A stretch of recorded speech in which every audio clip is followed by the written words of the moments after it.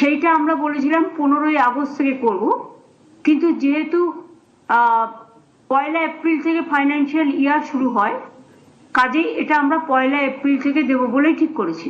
এই মুহূর্তের সবচেয়ে বড় খবর, 15ই আগস্ট থেকে নয়, এই এপ্রিল মাস থেকেই শুরু হতে চলেছে যুবশ্রী প্রকল্পের আবেদন।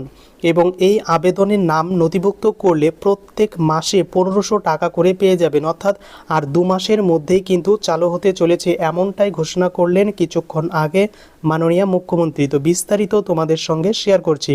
তো কি বলা হয়েছে ইন ডিটেলসে এবার শেয়ার করছি, তাই ভিডিওটি অবশ্যই শেষ পর্যন্ত দেখবে এবং ভালো লাগলে অবশ্যই চ্যানেলটিকে সাবস্ক্রাইব করবে। আগস্ট মাস নয়, এপ্রিল থেকেই মিলবে যুবসাথীর 1500 টাকা। মুখ্যমন্ত্রী মমতা বন্দ্যোপাধ্যায় বললেন 294টি বিধানসভা কেন্দ্রে একটি করে ক্যাম্প হবে, অর্থাৎ রাজ্য জুড়ে 294টি ক্যাম্প হবে। সকাল 10টা থেকে বিকেল 5টা পর্যন্ত এই ক্যাম্পে এসে আবেদন করতে পারবেন। আমরা কাগজে এই নিয়ে বিজ্ঞাপন দেব। বাংলায় নতুন সরকার গঠনের পর 9 এপ্রিল থেকেই মিলবে যুবসাথী প্রকল্পের সুবিধা।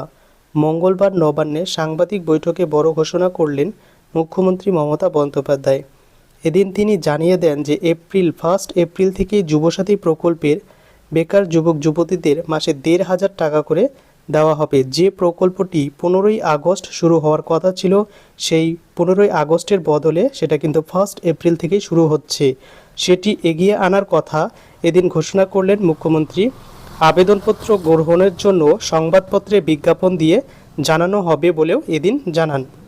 আর কয়েকদিন আগে বিধানসভা বাজেট অধিবেশনের অন্তর্বর্তী বাজেট পেশ করতে গিয়ে যুবসাথী প্রকল্পের কথা ঘোষণা করেন স্বাধীন দায়িত্বপ্রাপ্ত অর্থমন্ত্রী চন্দ্রিমা ভট্টাচার্য। তিনি জানিয়েছিলেন যে 21 বছর থেকে 40 বছর বয়সী পর্যন্ত মাধ্যমিক পাস বেকার যুবক যুবতীদের 5 বছরের জন্য মাসে 1500 টাকা করে দেওয়া হবে।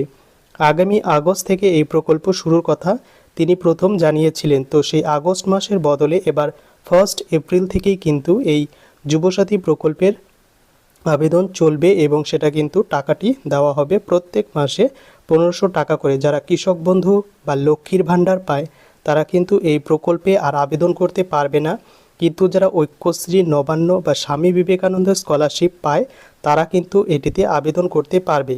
তো আবেদন হবে সম্পূর্ণ অফলাইন পদ্ধতির মাধ্যমে এবং নিয়ারেস্ট যে ব্লক অফিস রয়েছে সেখানে আবেদন শুরু হবে। এই বিষয়ে নতুন কোনো আপডেট পেলে অবশ্যই তোমাদের সঙ্গে শেয়ার করব, এর জন্য চ্যানেলটিকে সাবস্ক্রাইব করে রাখবে।